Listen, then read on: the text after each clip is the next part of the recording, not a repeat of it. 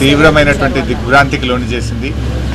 ముఖ్యంగా వారి మృతి యావత్ తెలుగు ప్రజలకు మొత్తం దేశానికి కూడా ఒక తీరని లోటుగా మనం చెప్పుకోవచ్చు. రామోజీరావు గారు తన జీవితంలో ఒక గొప్ప సామాజిక బాధ్యతను నిర్వర్తించారు. అంటే అక్షరానికి కూడా ఒక సామాజిక బాధ్యత ఉందని మరి సమాజానికి చాటి చెప్పి నిరూపించినటువంటి వ్యక్తి రామోజీరావు గారు. అంటే పేద ప్రజల గొంతుకగా తన పత్రికను నిలుపుతూ మరి ఎంతోమంది పేదల పక్షాన నిలబడ్డటువంటి మహనీయుడు.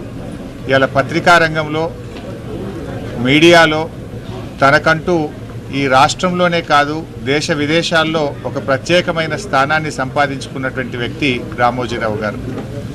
ఉదయాన్నే పత్రిక వచ్చిందంటే జిల్లా ట్యాబ్లెట్ స్టార్ట్ అయినాయంటే అంటే ప్రజలకు పత్రికల్ని చాలా దగ్గరగా చేసినటువంటి వ్యక్తి ఇలా రామోజీరావు గారు. అంటే వారు నిజంగా వారికోస్ వెయిన్స్ వ్యాధికి కేవలం 30 నిమిషాల్లో చికిత్స. కాల్ చేయండి 9989527715. ఈరోజు ఈ తెలుగు ప్రజలందరికీ ఇటు తెలంగాణ కావచ్చు, ఆంధ్రప్రదేశ్ కావచ్చు, దేశ విదేశాల్లో ఉండే తెలుగు ప్రజలకు అత్యంత సుపరిచితుడైనటువంటి వ్యక్తి. తనకంటూ ఒక చెరగని ముద్ర వేసుకున్నారు. ఇవాళ ఈ హైదరాబాద్ నగర అభివృద్ధిలో కూడా తన పాత్ర ఉన్నది. ఇంత గొప్ప ఫిలిం సిటీని నిర్మించడం, ఈ ప్రాంత అభివృద్ధిలో తాను కూడా భాగస్వామ్యమైనటువంటి వ్యక్తి. మరి అలాంటి గొప్ప వ్యక్తి ఈరోజు మన మధ్య లేకపోవడం చాలా బాధాకరం.